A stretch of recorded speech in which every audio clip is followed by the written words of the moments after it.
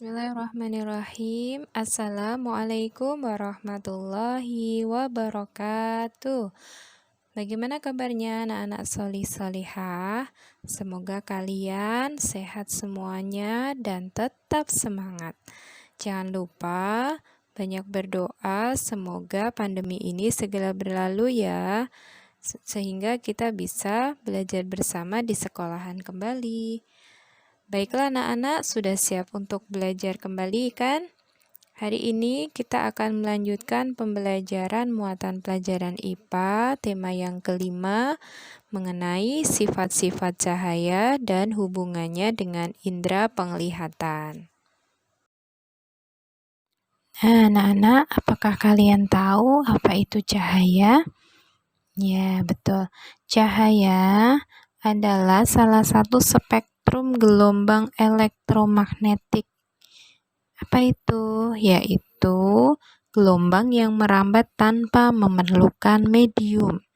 Jadi contohnya seperti sinar matahari itu dari langit yang sangat tinggi, sangat luas sampai ke permukaan bumi kita, itu melalui ruang hampa udara tanpa ada medium, akan tapi bisa sampai ke bumi. Itulah cahaya. Sebagaimana Allah berfirman di dalam Quran surat An-Nur ayat 35. Anak-anak tahu ya, nur itu artinya apa? Cahaya. Masya Allah ya. Cahaya itu ada di dalam Al-Quran, bahkan menjadi nama surat tersendiri. Ya, mesti bukan satu hal yang biasa atau hal yang remeh ya. Biasanya sesuatu yang sangat penting bagi kita dan kehidupan ya, Allah sampai cantumkan di dalam Al-Quran. Nah, di dalam Al-Quran surat An-Nur ayat 35 ini Allah berfirman dalam penggalan ayatnya ini, Allah pemberi cahaya kepada langit dan bumi. Nah, jadi Allah lah yang memberi cahaya kepada langit dan bumi berupa apa? Ada matahari dan juga ada bulan, sehingga bisa menerangi langit dan bumi kita. Sehingga ketika siang ada matahari menjadi terang, ketika malam juga ada bulan, sehingga malam tidak gelap gulita gitu ya, masih ada remang-remang cahaya bulan. Begitu ya anak-anak. Ya. Cahaya memiliki manfaat atau kegunaan yang sangat banyak ya anak-anak. Nah, kaitannya dengan indera penglihatan atau mata kita, cahaya membantu manusia bisa melihat benda-benda yang ada di sekitar kita. Coba bayangkan anak-anak ketika kondisi gelap, apakah kalian bisa melihat dinding, meja, kursi, atau benda-benda yang ada di sekitar kalian?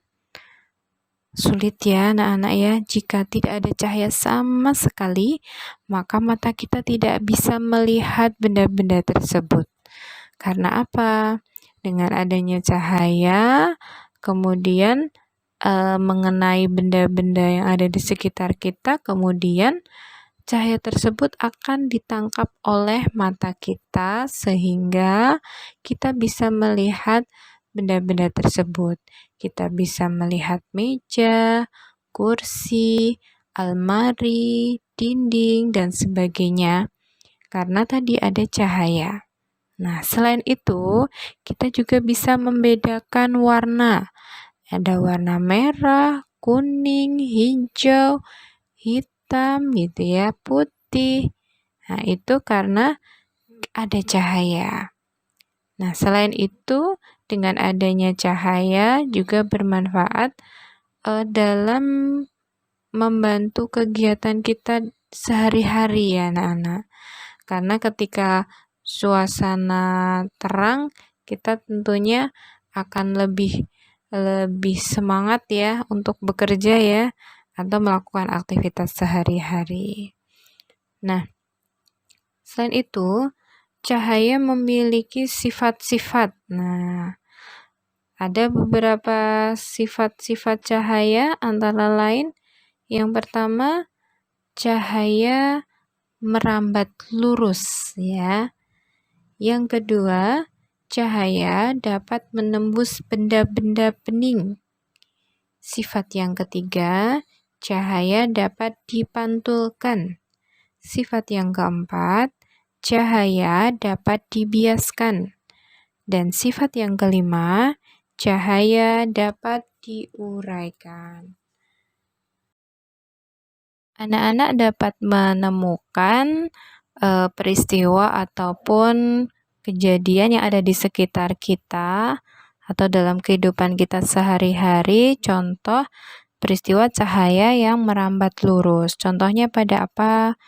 Ini pada gambar tampak nih ada sebuah gua yang terdapat lubang di atasnya, maka cahaya matahari dapat masuk ke dalam ruangan gua dan tampak ya bahwa cahaya tersebut berupa garis lurus ya, seperti garis lurus terang ya, yang terang. Sedangkan sisi yang lainnya gelap ya, hanya bagian yang terkena sinar matahari yang tampak terang dan itu membentuk seperti garis lurus ya anak-anak.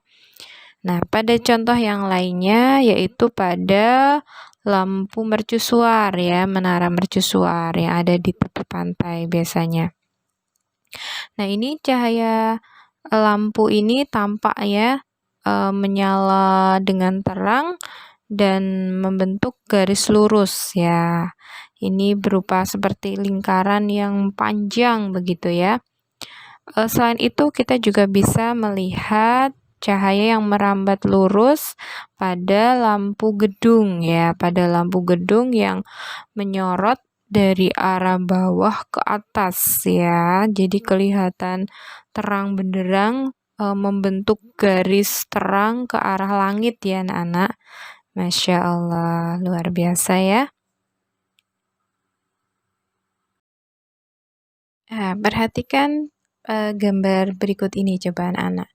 Ini adalah contoh cahaya merambat lurus ya.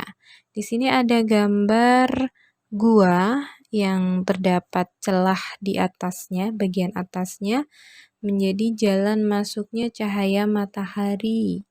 Nah, di situ cahaya matahari tampak seperti garis lurus yang terang ya, yang terang di sekitarnya yang tidak terkena cahaya gelap, tampak gelap. Ya, selain itu contohnya adalah cahaya lampu mercusuar ya. Contoh yang lainnya adalah cahaya lampu gedung yang menyorot dari arah bawah ke atas seolah-olah seperti garis terang yang menuju langit ya. Masya Allah, luar biasa ya. Cahaya di atas cahaya. Percobaan berikutnya yaitu tentang sifat cahaya mampu menembus benda bening. Nah, perhatikan gambar berikut ini.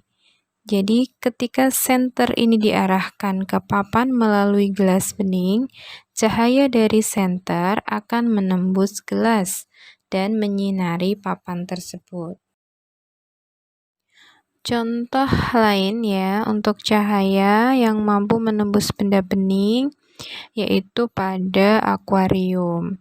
Jadi cahaya dapat masuk menembus kaca dari akuarium ya, sehingga kita pun bisa melihat benda yang ada di dalam akuarium tersebut. Ada ikan, ada batu, dan hiasan-hiasan lainnya. Contoh lainnya pada gedung yang berdinding kaca atau beratap kaca. Jadi cahaya matahari mampu menembus masuk ke dalam gedung sehingga gedung itu tampak terang dan terlihat bagian-bagian dalam gedung tersebut. Pada percobaan ketiga ini, untuk mengetahui sifat cahaya dapat dipantulkan. Jadi cahaya dapat memantul ketika terkena permukaan benda. Nah, maka ada dua jenis pemantulan. Yang pertama pemantulan teratur, Jadi akan terjadi bila sinar mengenai bidang datar, licin dan mengkilap.